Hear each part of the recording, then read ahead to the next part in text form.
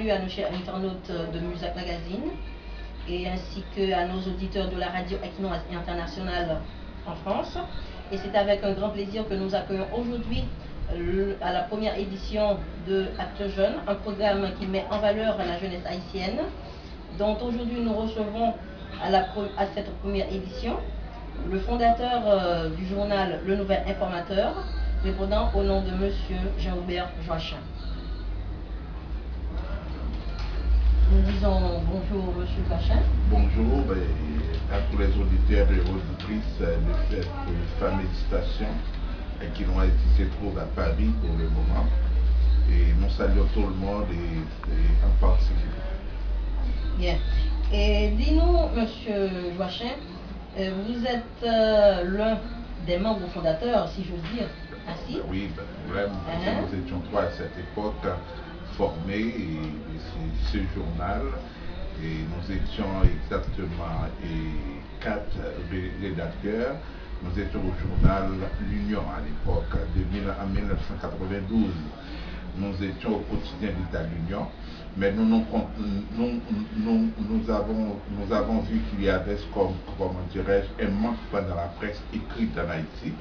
Et puis nous cherchons quand même à faire ce que les autres ne feront pas dans la presse écrite haïtienne. Bien. Et à présent, comme nous savons, le 29 mars dernier de cette année, et c'était l'anniversaire du journal Le Formateur. Alors, pouvez-vous nous en parler un peu plus de cette manifestation? Bon, justement, pour les 23 ans de ce journal, nous n'avons pas fêté réellement comme ça devrait être fait. Mais nous allons faire de notre mieux pour faire une journée, pour faire de cette journée une journée de réflexion. Comme vous le savez, la presse écrite en Haïti, c'est l'une des choses qu'on n'arrive pas vraiment à tirer et tout ce qu'on devrait, ça ne pourrait pas, comment dirais-je, et donne au quotidien à la famille. C'est la raison pour laquelle nous ne l'avons pas fait aussi dans cette perspective de trouver quelque chose pour la famille. Mais nous l'avons fait juste pour traverser un pont. Car si vous, je ne sais pas si vous remarquez, tous les grandes têtes qui ont été propulsées maintenant vers les administrations publiques, vers les postes clés, dans ce pays, tous ont été passés par la presse écrite, télévisée ou la presse parlée en Haïti. C'est la raison pour laquelle nous avons tenu bon jusqu'à date de tenir le Nouvel Informateur pour informer les gens, pour stimuler les lecteurs à faire de la lecture. Car un pays qui ne vit pas sans la lecture, pour moi, c'est un pays mort. Et d'après ce que je comprends, après toute cette introduction, paraît-il que vous avez une philosophie. Et vous définissez quoi dans cette philosophie? Bon, dans le Nouvel Informateur, la philosophie du Nouvel Informateur, c'est de plaire à tout le monde. C'est la raison pour laquelle nous ne cherchons pas à avoir une ligne directe. Quand je dis ligne directe, c'est qu'il y a des gens qui nous disent, mais pourquoi vous n'avez pas positionné le journal?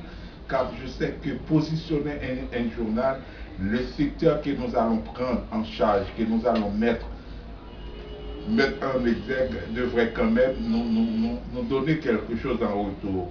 Mais ça ne pourrait pas se faire, nous sommes obligés de plaire à tout le monde. Car c'est ça pour moi une société. Une société, c'est que tout le monde devrait avoir quelque chose dans une seule panel. Ok, bien. Et étant donné que vous aviez parlé tout à l'heure de la lecture et autre chose du pays qui devait vivre par la lecture et par la lecture et pour les lectures. Oui. Et maintenant, est-ce que pouvez-vous nous dire, après un quart de siècle presque, pouvez-vous dresser un bilan sachant que durant ces 2 décennies, notre société a connu pas mal de troubles? Quelles sont vos motivations? Bon, c'est ça. Ce que nous constatons, c'est que dans cette société, depuis après 1986, nous avons une société délabrée. Nous ne savons pas pourquoi, comment ça arrive par là. Comme il est toujours bon, nous sommes en quoi? Nous nous marchons vers la démocratie. Parce que ce n'est pas une chose qu'on peut retrouver du jour au lendemain d'établir la démocratie. Et ça n'arrivera jamais à finir à établir la démocratie dans un pays. C'est la raison pour laquelle que nous nous retrouvons dans cette piétination de ces affaires-là. Car la démocratie est longue. Ce n'est pas un chemin qu'on peut construire du jour au lendemain. Alors nous demandons aux gens de prendre conscience, de prendre le courage avec ses deux mains pour qu'on aille vraiment vers la démocratie. Car nous savons que c'est un chemin très long. Mais il faut quand même apporter des petites solutions de temps à autre. Nous ne devrions pas nous regresser après 86. Parce que c'est rare. Dernièrement, je fais un petit sondage.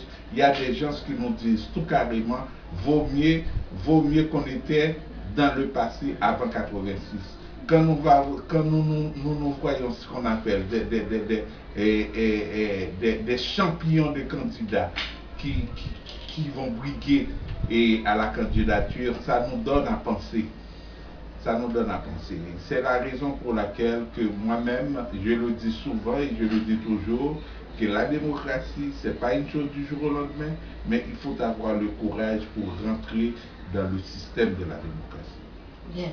Étant donné que vous avez parlé tout à l'heure et souligné le délabrement de la société, le nouvel informateur, y a-t-il des objectifs et des plans pour la jeunesse? Et bien sûr, c'est la raison pour laquelle nous faisons de notre mieux à chaque parution de ce journal d'apporter un plus, d'apporter quelque chose. Je ne sais pas, à travers les lettres de la rédaction, j'ai pas seulement mettre l'accent sur l'actualité du jour, mais nous sommes obligés d'aller chercher des choses pour apporter à la jeunesse, pour faire croire aux autres que Haïti pourrait quand même vivre et Haïti vivra quand même un jour. Ok.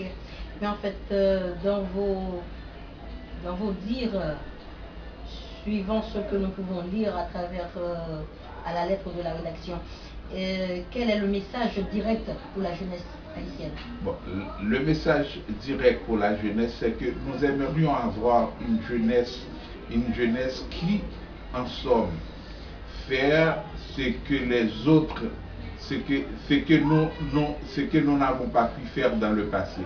Parce que réellement, nous ne pouvons pas orienter la jeunesse vers ce qu'on appelle les désarrois, car la jeunesse en elle-même représente l'esprit de la nation, représente ce qu'on appelle le futur d'un pays. Mais pourquoi nous ne cherchons pas à orienter la jeunesse comme ça devrait être? Car sans la jeunesse, pas de pays. Et un pays ne meurt jamais. C'est nous qui vont quand même passer. Mais le pays reste et demeure. C'est pour cette raison que nous cherchons quand même à apporter notre pierre, à apporter notre contribution pour que le pays aille vers l'avant. Car nous aimons tous la jeunesse. Car la jeunesse, pour moi, c'est le poumon de la nation. C'est la raison pour laquelle nous cherchons toujours dans nos dires de faire sortir quelque chose pour que la jeunesse puisse retrouver ce que nous avons écrit. Car l'écriture, c'est pas une chose qu'on peut faire, comment dirais-je encore, comme une lettre à la poste, mais il faut avoir beaucoup de réflexion pour construire une phrase, voire pour une paragraphe. Là, franchement, la jeunesse pourrait quand même chercher à voir en nous ce qu'il avait perdu dans l'autre sens. Ok. Et à présent, est-ce que vous aviez mis en place un espace proprement pour la jeunesse? Bon, dans le passé, nous avons eu l'habitude de le faire. Mais depuis combien de temps c'est nous avec la plume, avec nos plumes alors, de rédiger quelques phrases au sein des articles, au sein des textes, au sein des sujets pour la jeunesse.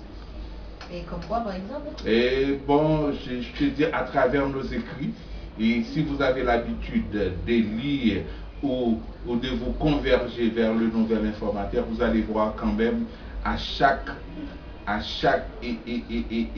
parution, nous avons apporté des phrases, nous avons apporté des choses pour que la jeunesse puisse se ressoucher pour voir et pour aller vers l'avant.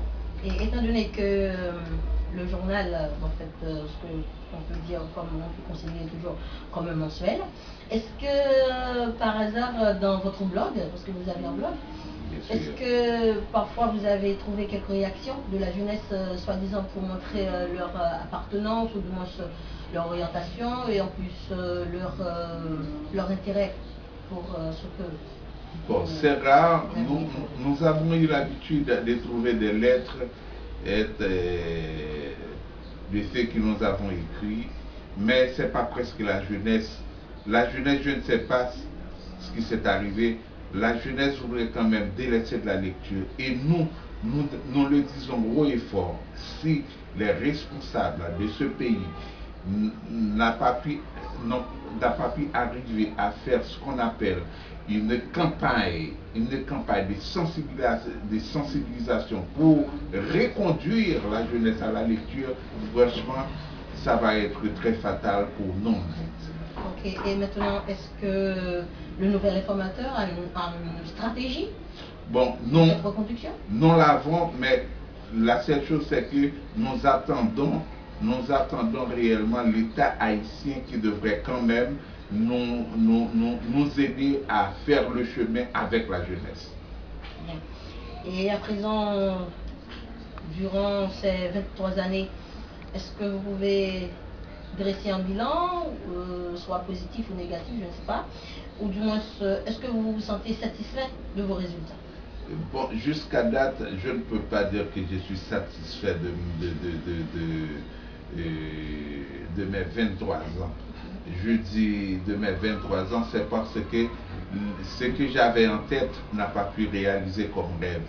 Je pensais, après 23 ans, j'allais quand même avoir tout ce que je devrais avoir pour faire de ce journal ce qu'il devrait être, comme les hebdos qui sont à Paris et à Montréal, ou dans le passé comme le Petit Samedi Soir. Alors, vous parlez, lorsque vous dites tout ce que vous devez avoir, vous parlez matériellement? Matériellement, c'est ça, matériellement. Okay. Parce que les ressources humaines, nous l'avons réellement en évidence pour faire ce que les autres n'ont pas pu arriver à faire dans le passé. Nous avons une ressource humaine très nombreuse.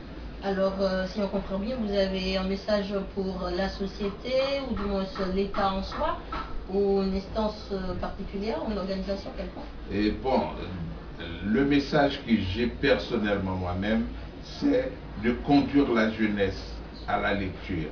Comme ça a été fait dans le passé, à chaque jour, nous pouvons quand même recevoir un jeune ou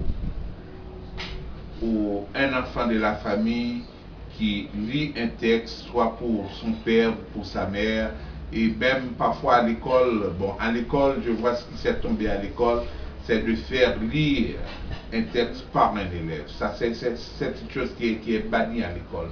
J'espère que les écoles puissent faire le nécessaire là pour que la jeunesse puisse rentrer la lecture dans sa conscience, comme il mange le matin, comme on brosse les dents. Il faut que chaque jour on arrive à lire une page de livre. Okay. Et à présent, pour subvention, ou soit pour une participation, avez-vous un appel à lancer? À quelle institution Bon, l'appel que je dois lancer, que je devrais lancer, c'est qu'il y a le ministère de la Culture, il y a le ministère de la Communication, il y a les bibliothèques. Ils devrions quand même faire un faisceau pour que toutes les publications puissent voir le jour à partir de ces instances-là. Parce que c'est l'État qui devrait donner le ton dans ce pays. Il est temps pour que l'État puisse faire le pas qu'il devrait faire, pour que les autres puissent suivre l'État en général dans ses affaires de lire en Haïti. Parce que nous ne pouvons pas construire une jeunesse sans la lecture. La lecture pour nous c'est primordial. Comme on lève le matin, on brosse les dents, on s'habille, il faut quand même apprendre à la jeunesse de lire. Parce que si on laisse la jeunesse traîner comme ça, c'est que nous n'allons jamais construire ce qu'on appelle un pays réel. Ok. Et maintenant pour les assistances techniques pour le nouvel informateur, ce serait quoi votre requête? Et bon, l'assistance technique, franchement, c'est nous qui devrions le faire. C'est pas l'État. Parce que l'État en elle-même est appauvri. Parce que chaque jour que nous sentons l'État deviendra très délabré. C'est la raison pour laquelle nous cherchons quand même à faire de notre mieux pour mettre le journal en exergue, pour faire le journal ce qu'il devrait être comme tous les autres journaux sur la place et ailleurs. Ok, mais dis-nous, étant donné que vous prêtez une bonne attention à la jeunesse, est-ce que par hasard il y a quelques jeunes qui est au service du nouvel informateur? Oui, ils sont plusieurs. Ils sont plusieurs jeunes journalistes qui sont là parmi nous et ils sont ceux aussi qui sont à la faculté des sciences humaines. Mais nous les avons récupérés pour un stage au journal de Nouvel Informateur. Eh bien, nous disons un grand merci. Alors, si vous avez un dernier mot pour dans cette édition, alors ce serait quoi? Comme moi je le dis souvent, le dernier mot ça n'existe pas parce que nous sommes toujours là pour dire la vérité et pour faire jaillir la lumière. J'attends tout le monde à lire le Nouvel Informateur à la nouvelle partition. Merci. Eh bien, normalement, mesdames, messieurs, comme vous allez bien remarquer, alors l'appel est lancé. Alors vous êtes invités tous à lire à présent le Nouvel Informateur dont M. Joachim Jean-Robert est le responsable et fondateur aussi. Alors c'est ainsi que nous recevons aujourd'hui notre invité. Alors à présent, vous avez la possibilité de voir l'intégrité de cette émission sur Musac Magazine à partir de notre website www.jcmgraphmagazine.com, et donc vous pouvez suivre aussi la retransmission à partir de Radio Aquinoise Internationale depuis la France. Alors c'est ainsi que nous fermons cette édition aujourd'hui, cette toute première édition, mesdames, messieurs. Alors nous comptons déjà sur votre participation pour rendre cette émission plus dynamique et plus constructive pour la jeunesse en soi elle-même. Et puis nous remercions déjà encore une fois de plus nos internautes ainsi que nos auditeurs depuis la France et partout ailleurs. Alors mesdames, messieurs, nous disons merci et au revoir pour notre prochaine édition de Actes Jeunes que vous suivez sur Musac Magazine. Au revoir.